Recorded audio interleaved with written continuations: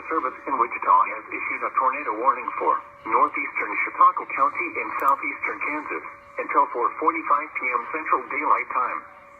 At 4:21 p.m. Central Daylight Time, a severe thunderstorm capable of producing a tornado was located 8 miles south of Elk Falls, or 9 miles north of Sedan, moving southeast at 35 miles per hour. Expected hazards include tornado. This is a radar-indicated threat rotation. The following impacts are expected. Flying debris will be dangerous to those caught without shelter. Mobile homes will be damaged or destroyed. Damage to roofs, windows, and vehicles will occur. Tree damage is likely. Locations impacted include Sedan and Hale. Take cover now. Move to a basement or an interior room on the lowest floor of a sturdy building. Avoid windows.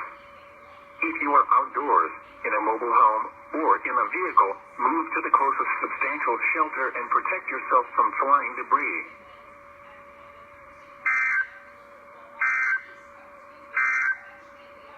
Tornado watch.